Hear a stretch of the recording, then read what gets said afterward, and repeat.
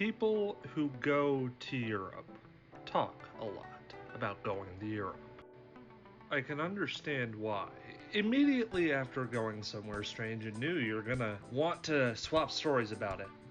The main thing people would talk about is how life-changing it was. Now, I knew I didn't know everything, but just going somewhere different couldn't change it that much, right? Well, it was curiosity on that level that spurred my interest enough to pick up that application flyer.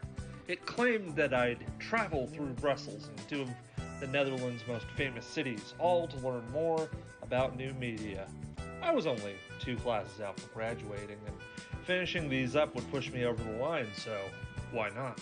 I filled out the application, wrote out the checks, and gleaned every ounce of information I could about living in Brussels, Rotterdam, and Amsterdam by way of Rick Steves' videos and travel guides. Eventually, I was sitting in the terminals waiting for 2 flights, one to Washington and the other from DC to Brussels. It was a red-eye, but I'd survived a red-eye from Vancouver to Raleigh. Couldn't be much worse than that, right? Well, I'll let my maddened scrawlings from the flight over explain that. Oh God, everything is sore! The neck pillow does nothing! Every time I'm drifting off to sleep, the sleep playlist plays this one jokey song, and I swear the people in the flight attendant's break room are gossiping so loud that I can hear them through my noise-canceling headphones! How is that even possible? And then, it was done. The trip was long and a little bit irritating, but the whole experience opened up in front of me. I'd spend a good 2 hours in line to answer 30 seconds worth of questions, and after a quick brief by a Turkish Uber driver about how the city worked, my plan was sane, if a bit simple. I'd lay low, only going out to get some food, and try and drink just enough caffeine to keep myself from drifting off, taking it easy, and sinking into a European lifestyle like a man sinks into a very hot bath. However, I wasn't counting on one thing. Not only was Brussels foreign to an American, it was also a very, very big city. I would wander through crowds in town squares and open malls, open walking streets and tourist-trapped cubbyholes, as all types of language were spoken around me, only the barest amount of them English, making me feel like a stranger in this place, lightly caffeinated and sleep-deprived. I was a foreigner, which I expected, but not to this level. It was almost dreamlike, which wasn't helped by the lack of sleep. My firmest memory of that day was when I was wandering back towards the hostel. A man opened up to me in fluent French. I was told I looked French, considering the fact that I was rather large, tan, and bearded, but I broke the veneer by admitting that my French was limited. With a grin, he simply switched to a perfect American accent and said, "It's okay, I speak a little American." I was overwhelmed. I needed to sit down and think, and, more importantly, I needed to rest. Strangely, nothing felt as intense as that first day.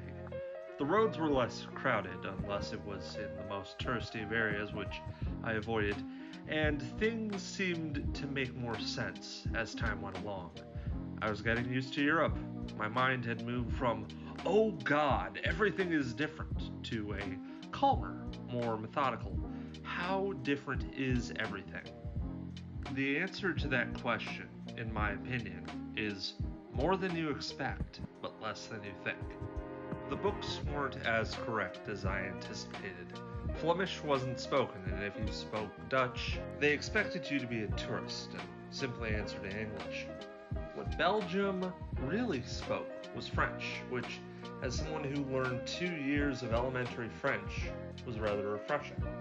Even though I didn't understand everything, I knew just barely enough to get by for non-English speakers, and frankly, the only real things I had to know on hand were yes, no, please, and thank you. Perhaps excuse me in case I was somewhere crowded. As I explored, my notes got a lot calmer, focusing on single thoughts rather than exactly what I was doing at the time. decided I'd take a different approach that wouldn't drown me in people or stuff me to bursting. People never walk with their phones here, they always stop and type. Whilst polite and respectful, most Belgians would keep to themselves, and talk and emotion would be kept to a minimum. This even extended to the news rather than the constant rapport I'd be forced to witness at home. I only heard at most 4 or 5 news pieces overall. The news is far different. The humor's sensationalist, which isn't much new, but the news isn't. It's based on facts and evidence rather than speculation, and comes patiently and quietly rather than through debate. It really makes you think about, yeah, you know what? No, we'll get to that later. Overall, I think that Brussels was far more of a jump in culture shift than Rotterdam or Amsterdam would ever be, but I think in doing so, I got a fresh take on Western Europe that would act as a good rule of thumb for things to come. From Belgium to the Netherlands, barely an hour trip and yet a definite change of pace. Brussels and Rotterdam had two completely different vibes, coming from one of the modern meccas of the Western world into one that, while definitely a massive city that had been put on the map, is far less bustling and far more modern, seeing as almost 95% of it had been built since the 1950s. I felt like I could explore Brussels and enjoy it, but I felt with Rotterdam I could actually live there. It was also my first time getting used to the Dutch people and the culture that surrounded them. Whilst Belgium's melting pot definitely seemed like how most of Europe may have felt, and a distinctive resting austerity about its people, but an underlying understanding, the Dutch seemed far nicer. English wasn't always spoken in Brussels. Here, they'd almost always understand you, even if they might be a bit confused by American colloquialisms. By the time we had gotten to Rotterdam, I had lived in Europe for 1 week so far, and I had realized my place in it. I was a monolingual American. There was no hiding that fact. But as I traveled and saw the sights, I began to realize that there was a big difference between living as an American in Europe and living as a tourist. Many of my classmates would act like tourists, and every so often I'd see a handful of Americans acting loudly, brashly, and openly wearing their emotions on their sleeves, oohing and ahhing as they take picture after picture, standing in front of foot traffic and generally taking up space. I wonder if it's because of... Nope, not answering that just yet. In order to not bring as much attention to myself, I discovered that perhaps the best way to do so was to show restraint. By speaking politely and waiting patiently, I found that I wasn't as much of a hindrance as I had worried I would be. And even if I had made a faux pas, I would quickly apologize and rectify my mistake as soon as I could. By doing these things, I at least wasn't acting like your typical American tourist and felt far more comfortable. My writing quickly went more towards the museums I was traveling within, rather than the experiences I was having outside. Seeing all the different ways that they worked on their artwork really inspired me. The exhibit is of a world beyond the end of ours, focusing on seeing what commodities we hold in normalcy, and yet look so surreal in retrospect.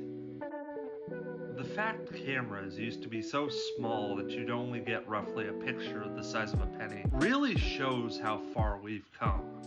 Rediscovering one's childhood is always a surreal experience. With every moment that I was in the giant billiards, I felt as if I was trying not to crack a smile. Which, of course, was silly. How could one act serious while in the equivalent of a giant bouncy house? Perhaps being angry at my inner child is a silly thing to do, too. I couldn't believe it. Europe was changing me. As I left Rotterdam, I at least had a vague knowledge that I was going through yet another significant change, just as different as what I had felt traveling from Brussels to Rotterdam. But then again, nothing could have prepared me for Amsterdam.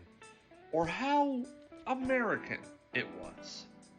Unlike how far out we were from the central downtowns of Brussels and Rotterdam, our hostel was barely even a tenth of a mile out from Central Station. Sleeping so near to the zeitgeist of Amsterdam's entryway, I got a first-hand look at how Europeans attempt to advertise to American culture. Eat American hamburgers, drink Bud Light at steakhouses, and feel free to try the weakest strains and baby's first psychedelics for 10 times the price you'd find anywhere else. Frankly, the fact that they were trying to make it feel so much like America stumped me. If I had just left the States, why would I want to try so hard to find what I could there? Over time, I found the less touristy parts of Amsterdam, and found that though we were in a much bigger city and a much more famous part of the world, the Dutch kindness was certainly still present. And I feel that by looking at Amsterdam, I got a much stronger sense of Dutch culture as opposed to Rotterdam's calmer style. No place was more apparent of this, as was the Homo Monument, a monument in the middle of Amsterdam that not only honored the homosexuals whom died during Nazi control, but also honored those of the LGBTQ+, whom had been victims of hate crimes since. I went there with my two friends, both lesbians, one trans, whom told me that there were more pictures than they had seen the days before. Europeans have a very distinctive way of remembering their horror. It is with far more serious reverence, as if to know the horror long past, as opposed to the constant influx of horror nowadays. This place, the Homo Monument, clicked something in my head. It seems that the way that they act about tragedy, the way they act, and even the way they focus on the news, really says something about... Yeah, I have to talk about this. As I went through 3 different cities in Europe, this was the thing that was the most different. I wasn't feeling as if the media was trying to shove political ideals down my throat. I wasn't forced to take a side every 5 minutes. And even the fact that I was pansexual wasn't something I had to hide or take a side for. It was just something about me. I didn't have to keep it at the front of my mind, at least not much as I would have when I was in America. And that's when I realized that, at least in Western Europe, how different it is about such topics. Homosexuality isn't fought over via tooth and nail. In Amsterdam, the Homo Monument still stands 30 years later after it was established, and each tragedy that is represented there is still seen with the quiet reverence that we have the tendency to remember only for a handful of days, at least for a comparable part of the world. Our way isn't the way. I could discuss the military-style planning of the trip home, or the way that I had more trouble in the States than overseas. But even as I type this, I've sort of realized, God damn it, Europe changed me. Not too harshly, of course, I mean, I'm still me. But the fact that there's something out there that's so different, friendly in ways that I haven't seen before, but far different ways. It's unlocked the fact that if everything can be different, how different can everything be?